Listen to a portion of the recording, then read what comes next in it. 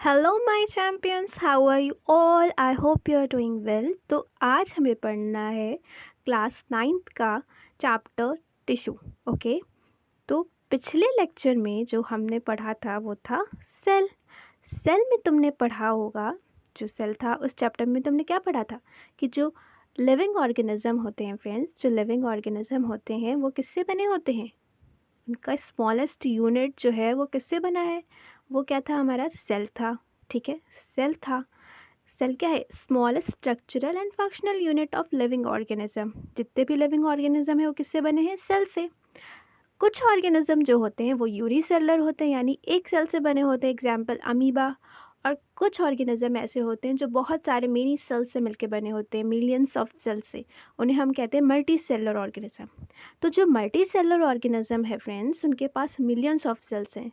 Millions of sales हैं यानी कि वर्कलोड भी बहुत ज़्यादा है। हर सेल को मेंटेन करना पड़ेगा, पूरे बॉडी को मेंटेन करना पड़ेगा। तो उसके लिए क्या हुआ, उन्होंने ग्रुपिंग कर ली। सेल जो था उन्होंने ग्रुपिंग कर ली।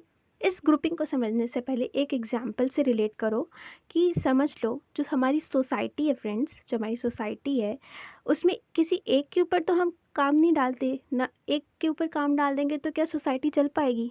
तो क्या होता है, हमने ग्रुपिंग कर ली है। हमने ग्रुपिंग की है क्या कि देखिए, ये पर्टिकुलर लोग क्लीननेस का काम कर लेंगे।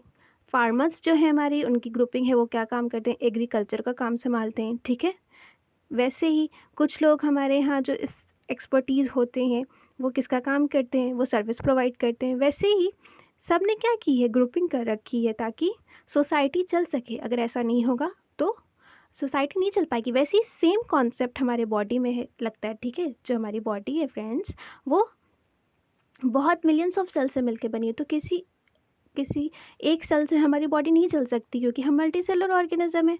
तो क्या हुआ, जो हमारी सेल्स हैं, समझ लो ये सारी सेल्स इकट्ठे होके क्या कर ली? ग्रुपिंग कर ली। और जब इन्होंने ग्रुपिंग किया तो इन्होंने कहा कि हम एक पर्टिकुलर काम करेंगे।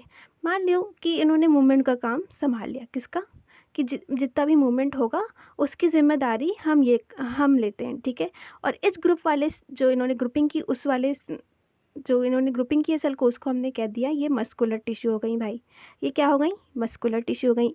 मस्कुलर टिश्यू ने पूरी जिम्मेदारी ली है किसकी? मूवमेंट कराने की। वैसे ही मान लो और सेल्स, दूसरे सेल्स ने ग्रुपिंग की। उन्होंने क्या किया कि हम एक पर्टिकुलर काम करेंगे ताकि अच्छे से वो काम अच्छे से हो सके। ठीक है, उसमें जब वो सेल ने पूरा अपना जिम्मेदारी ले लिया है तो वो पर्टिकुलर काम वो अच्छे से कर देगी। इस सेल ने ग्रुपिंग कर ली और इसने क्या किया? इसने नर्वस टिश्यू बना ली। और इसका काम क्या हो गया? इसका काम क्या हो गया? मैसेज पहुंचाने का। ठीक है, वैसे ही हम आगे पढ़ेंगे कि एनिमल टिश्यू कितने टाइप की होती है। ओके।